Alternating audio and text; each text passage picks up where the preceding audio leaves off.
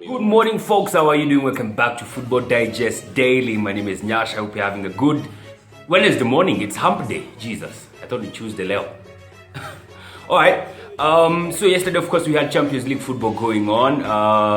Kuna watu wananiuliza kama nitafanya Digest Daily leo now that my team was not playing, and I'm not here to talk only about Arsenal, so I talk about other teams, and so being, I will definitely talk about Champions League football because I was watching it.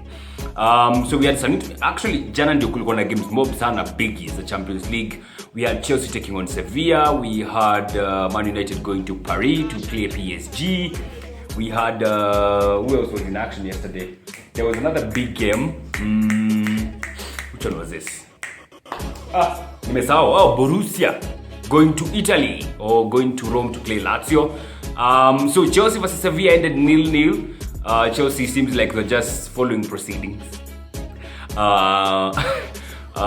They drew 0-0, of course.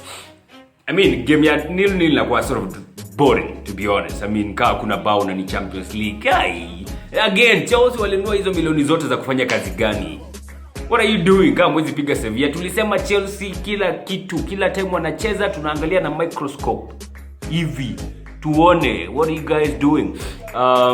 Jana they had less possession, they made less passes. What are they doing? And again, it showed yesterday that playing Mason Mount kwa right wing haitaleta shangwe sana. So hapo Lampard akona kazi hapo because moving what do you call him, Mason Mount out of the right wing, well, it will work sometimes, but more often than not it won't. And you'll need a guy like Ziyech or someone of that nature to be playing on your wings. So you can't have Mason Mount, who we know best plays in the middle of the park, playing out on the wing. So that's a conundrum for Frank Lampard that he's gonna have to deal with. All right. So 0-0 draw against Sevilla. They're gonna be going back to square off in Spain some other time. Then we had Lazio hosting Borussia, a game which I thought was gonna be tight. The scoreline says anything than that. And it ended up on a 3-1 win for Lazio. I honestly didn't think it's gonna go down like that. I thought maybe itakuwa maybe like a 2-2 draw or something. If not Borussia winning, because man, they were brilliant last season, and this season they have also been good. But they got a reality check yesterday. 3-1 Haaland is the only guy who scored for Borussia, and the other goals that were scored by them for Lazio were clean goals, clear cut, precise, clean goals.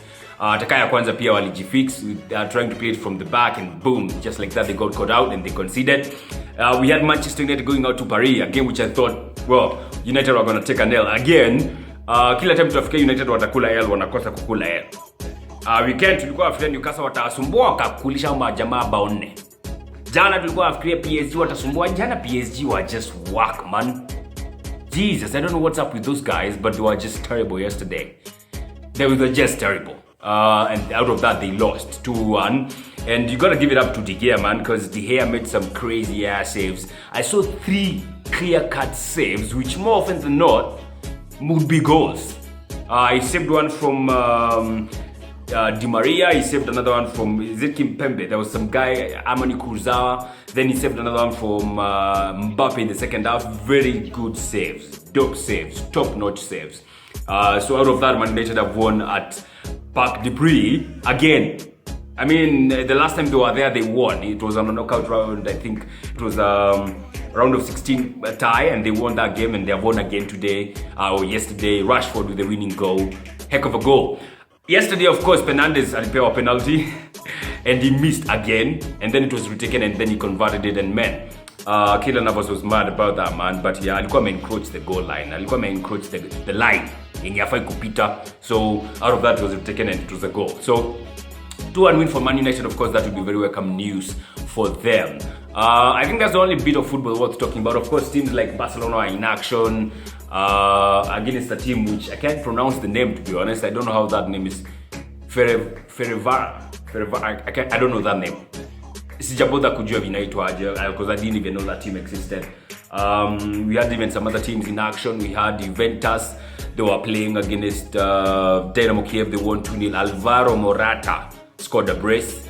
And yeah, in the game for Barcelona, by the way, Piqué got red carded. So most likely he's going to be missing out their clash with Juventus in the coming days. That's going to be interesting. gonna be interesting. So today, in terms of Champions League, we just have 2 games which are big, if you ask me. We have okay, kind of one.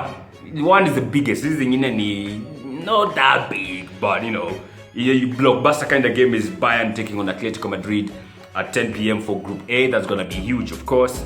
But some other games that I was checking out today is Real Madrid taking on Shakhtar Donetsk. That is at 7:55 p.m. Group B. In that Group B, we also have an interesting tie between Inter Milan and Borussia Mönchengladbach. That's gonna be a good tie. That's worth checking out. At 10 p.m. we shall also be having Manchester City in action hosting Porto, another good tie. And then we have Ajax versus Liverpool happening at 10 p.m. And keep in mind, Liverpool have no Van Dijk, Joel Matip, and Thiago Alcantara is not in action. So those 3 guys are going to be missing out. And they're playing away at Ajax. That's going to be a cracker. That's going to be a cracker. I think I'm going to watch that game. Alright, that's as far as football action that has happened over the last few days goes. Of course, on Monday we had 2 games. We had Sheffield taking on Fulham. They ended up 1-1 draw. Neither teams had gotten anything from this season, so it's kind of welcome points for them. A welcome point because it was only 1 point. Then we had Leeds taking on Wolves and they lost 1-0. And developing news, some interesting news that came out of that game is that Calvin Phillips was ruled out with an injury, I think a shoulder injury. He's going to be out for 4 to 6 weeks. A good 6 weeks out for Calvin Phillips. So it's going to be interesting to see who are they going to fill that position with. Also yesterday we had Premier League teams submitting their 25-man squad to be used in the Premier League this season after, of course, the transfer window was closed on Friday. And yesterday Arsenal left out Ozil and Papastopoulos again. Ozil was left out of the 2 guys who were left out of the Europa League squad, and now they're not in the Premier League squad, meaning they're not going to be playing anywhere. That is insane. That is absolutely insane because I think Ozil, we all know, earns 350k. I think Papa earns somewhat close to 100k. So it's almost 450,000 pounds per week being wasted because they're not playing.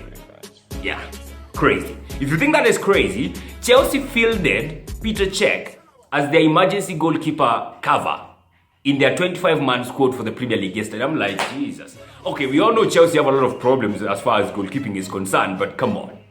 Petr Cech? Really? We all know Petr Cech does not play. Actually, they listed him as a non-contract player. So you want to jaribu nini huko Chelsea? That's how much confidence they don't have in Kepa. Yeah. Because, that's telling if you do something like that. Some other piece of news that is developing and is kind of gathering pace is the development of a European Premier League, which is actually being backed by FIFA, an idea proposed by Liverpool and Manchester United. So they are formulating this kind of Premier League where they will have teams from England, Spain, Germany, and Italy compete in a league. Yeah, like the one you have for the Premier League.